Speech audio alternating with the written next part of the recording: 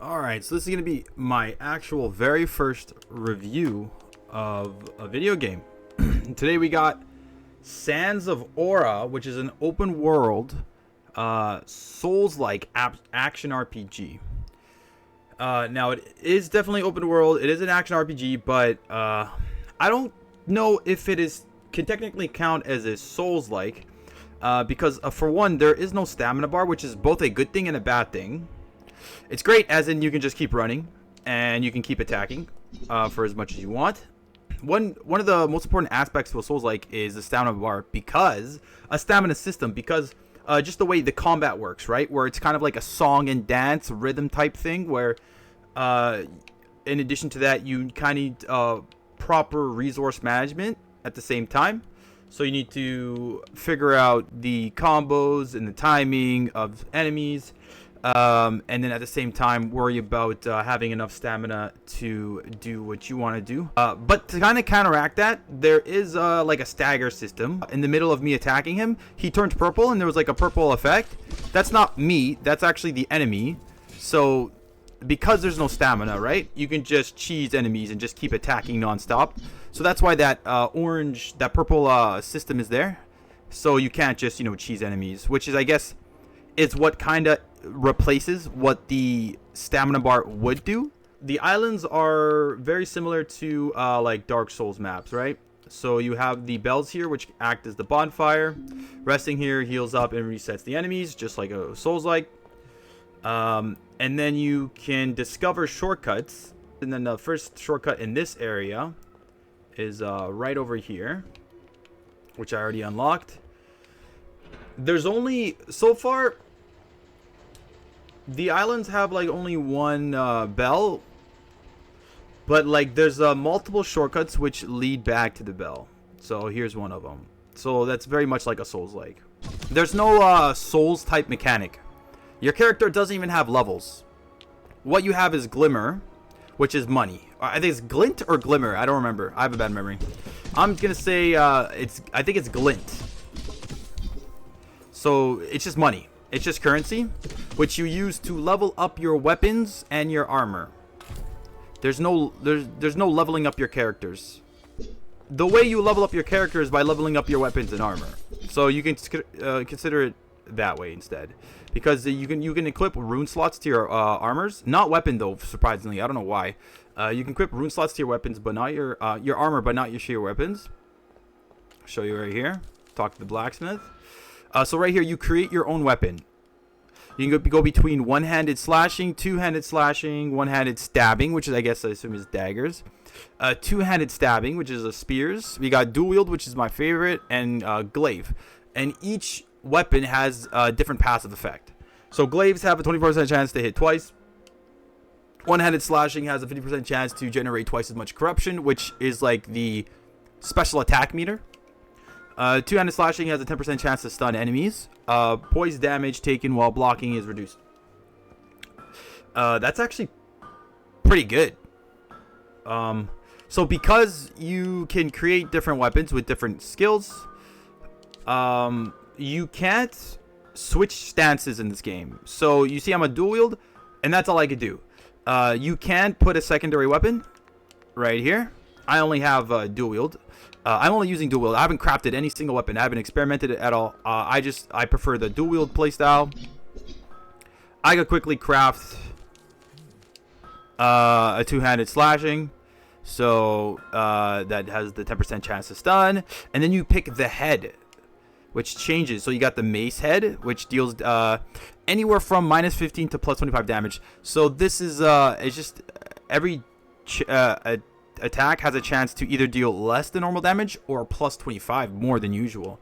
The great sword head, damage increased by 10%, but then you attack slower. It says haste is reduced by 5%, which haste is just how fast you can attack. The dagger head, haste is increased by 10, but damage is reduced by 5, so you attack quicker. Which this combination might be pretty good, because attacks have 10% chance to stun. With more haste, you can have more attacks, so which is greater chance to stun. at the cost of only 5% less damage. That is a pretty good trade-off. Critical damage increased by 25%. So the way crit works in this game is that there is no crit rate. Whenever you attack an enemy from behind, that counts as a critical hit, and that's that. In this game, it's not that easy to hit enemies from behind, unless they're bosses. But even then, you could only get a couple of hits in before they turn around, depending on the enemy, right? There's like slower enemies and faster enemies, but most of them are going to be pretty fast. If they made a crit rate system, this would be so much better, which is I think they do need to implement the crit rate system, because one of the only ways to, so far of my 10 hours of playing, there's no way to increase crit rate other than a armor set. Maybe there could be some passives throughout the world I just haven't found yet.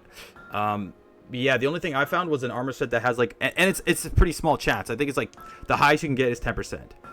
Which brings me to my next point is armor sets are, I love the way armor sets are in the game. Okay, I'm getting way too ahead of myself. I didn't even finish explaining this. So pommel is just the end of your weapon, which is another passive. And then codex is again another passive. It's just like, these are all just, other than these two are just passives, but then these also are just passives as well. So depending on your play style, you can change everything. My favorite right now is poison. So every hit does 10% of my weapon damage for 2 seconds. It can stack up to 5 times. This does a lot of damage. This is my favorite so far. This is just okay. You can level up weapons, level up armor, which unlock extra rune slots depending on the level. Which you have more passives, and those passives are like critical damage, health, defense, all those shenanigans. I like the way how they've done armor. So you have 4 pieces. You have 4 pieces for armor, and they're broken down to 2 or 4. So 2 armor pieces is obviously going to be lesser effect of the set bonus than 4. So for example, this one is so far is my absolute favorite. This is the tackle armor set. When you have 2 pieces, dodging into an enemy deals basically 0.5, so 50% of your weapon damage to an enemy, and also stuns them. I haven't tested this on a boss yet. I will test it soon. But based on the wording, all it says is you gotta run through an enemy and it stuns them. So I assume it should work on a boss. 3-second cooldown. On a 4-set bonus, you deal more damage. That's all. So for 50% to basically is no different from attacking them with your weapon. This is my favorite. So you can also mix and match armor sets. Also, every armor piece, there's no weight, okay? I love that there's no weight. No matter the piece of armor, it's always going to have the same starting stats.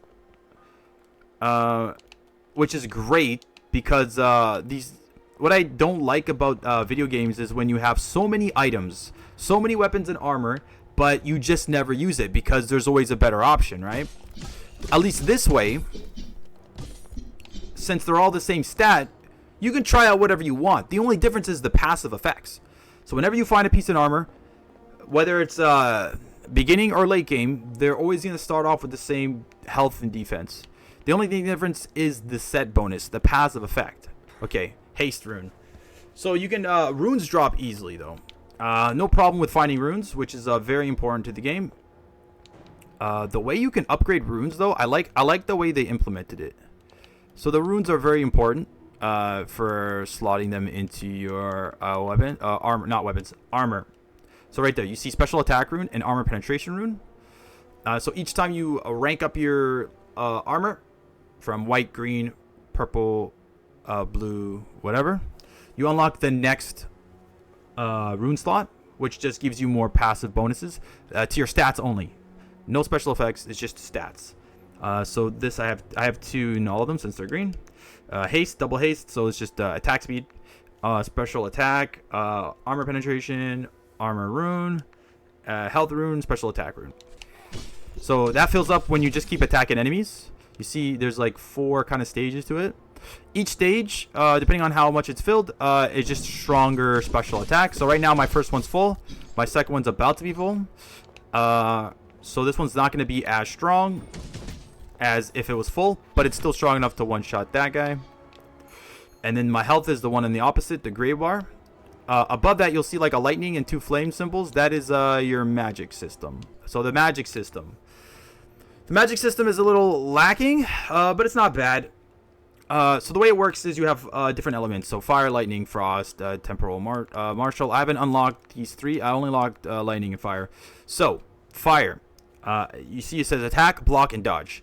So you pick your element, and you could choose to apply that to your weapons, which is attack, your block, which is like a shield, and dodge, which is just dodging. And there's actually no shields in the game. You get a lantern, which acts as a shield. So this is blocking. So blocking actually gives you a shield around you, which can absorb a certain amount of damage. I don't know how much.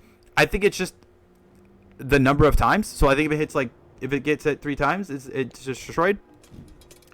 But it has been one-shotted, I think, once. I think bosses could one-shot, obviously. But I like this mechanic. Get rid of shields, and it just your lantern acts as a shield. You can also parry just by tapping, the same as any Souls-like, which is pretty cool. I like that there's a parry system in the game, even though there's no shields. You don't need a weapon to parry. You just got this. You go down here. So you have here your attack, block, and dodge. So you pick fire, and you choose to apply that to your weapon. It gets right there. Burning blade.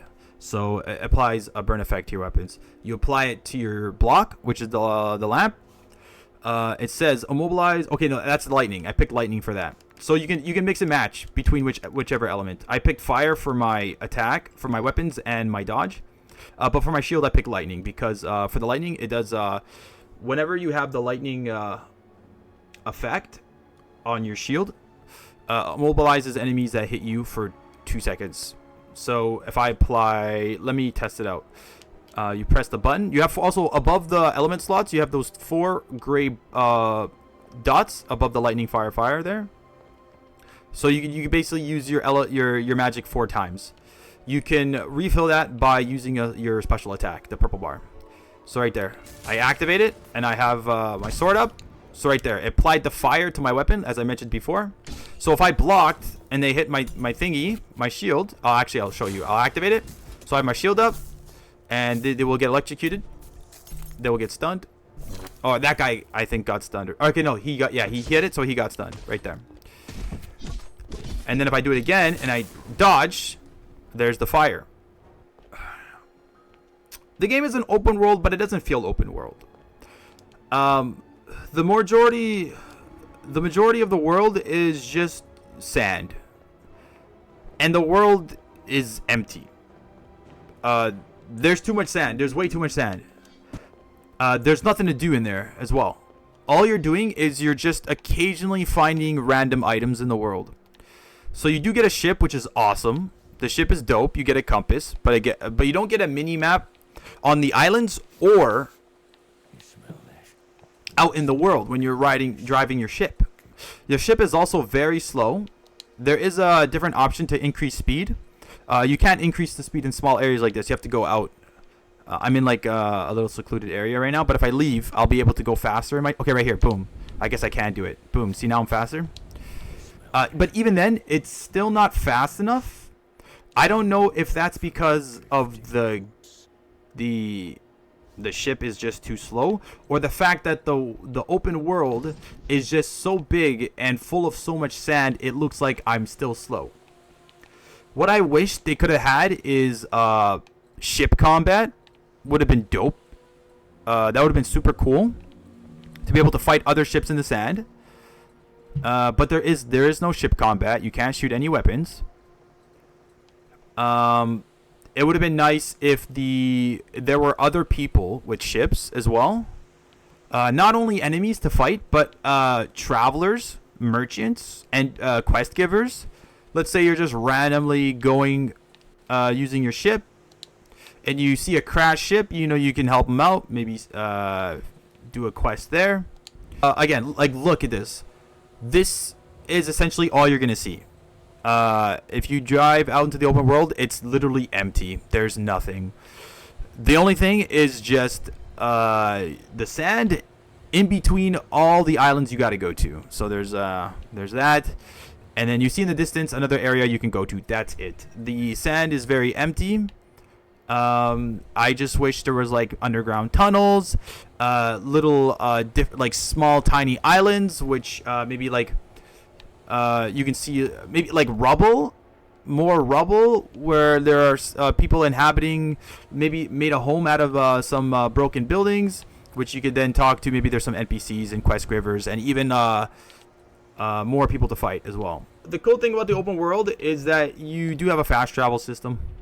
So whenever you find a new island and you rest at the bell, it unlocks the fast travel system. So you can just, let's say you're just adventuring in the world, but you find a new area. You're like, man, I want to explore, but like I'm on a quest right now. I don't want to get sidetracked. You can just land at the island, ring the bell, and then you unlock the fast travel system. So then you can just leave and come back later once you finish your quest. Also, when you kill enemies, I don't like how the items drop and you have to pick it up. It's 2023, and I think game devs need to understand that picking up items is boring. For example, like if I kill a strong enemy and they drop their items, but there's like a whole bunch of different enemies there, like there's just way too many ads, and they kill me before I get to pick up the item, it's a shitty feeling. I just wish whenever you kill an item, you open up a chest, the items pop up on the side, and it tells you they're automatically stashed in your inventory. So let's fast travel now. So you can fast travel when you are by a bell. So let's go here. Let's heal up. And then we can open up our map with a single button, which is pretty cool. And then anywhere you visited, you can visit again. Star Spire Refuge is the hub world, basically. This is your main area. You can upgrade your weapons, armor. You can slot your passive skills, which I believe is called an amulet slot.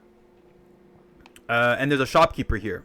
So far, the only shopkeeper in the entire game. My 10 hours playing, I have not ran into another shopkeeper that wasn't the tavern. They just sell brews, which is like potions. Also, the potions, they suck. I have not used a single potion because they all have drawbacks, and I feel like most of the drawbacks are not worth it. Let's take a look. Deal 25% normal attack, but you reduce your health. This one is not too bad. This is not shitty, but I think 50% is a little bit too much for only 25% normal attack damage. Restore 0.5 health every 1 second, but you deal less damage. This is super slow. Like this needs to be buffed because this is way too. I did try this one to test it out. It's just way too slow. Like you will die before you get enough advantage, and the fact that you dealing less damage too, it's just bad. So this is the hub world. You got the forge over here where you I already went over it. Same thing as the other forge. But I don't like how everything is so far away. Like you got to do so much running. Like if you want to get brews, you got to go in the tavern there. And then let's say you want to make a new weapon or rank up your weapons and armor, you got to go here. And then like, okay, like wait, the shopkeeper's items refreshed. Let me go buy some. Then you got to run all the way up here. And then you got to go to the, if you want to level up your magic, you got to, well, it's pretty close. It's right beside each other. But still, you got to like run over here now. And then you want to go put new passive talisman slots, then you got to keep running over here a lot more. It's just a lot of running. It's super annoying. Either this was my solution. Either put all of them like in one spot, like all of them right here, like across each other, like there, have them all in one spot. Or make it so that your character on this, specifically on this island, can move like 5 times as fast or like twice as fast. So just that way you're zooming like the Flash and you get there so much quicker, which I think would be pretty more fun. So trade reliquary. Oh, nice. So she gets new, I think new, you upgrade the type of stock she can get. Yes, I did. Yes, I did. Yeah, okay, good. Now she sells more green ones and blue ones. Okay. So this kind of solves the issue where I complained about where like this green one wasn't dropping enough. So I guess, yeah, so early game, it's going to be tough to rank up because like I said, they don't drop enough. And you have to find items to upgrade the shop, which I guess, yeah, it's not too bad. I just wish the enemies dropped more of the green ones. I'm going to spend all my money on these because I need them. I need them. Oh, nice. Some more scrolls. We need these. Upgrade materials.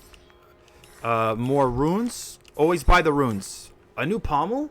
Hemorrhage. Hemorrhage hit enemies. Hemorrhage hit enemies causing 25% weapon damage every 0.3 seconds while they are moving for 6 seconds. 25% weapon damage for every 0.3 seconds.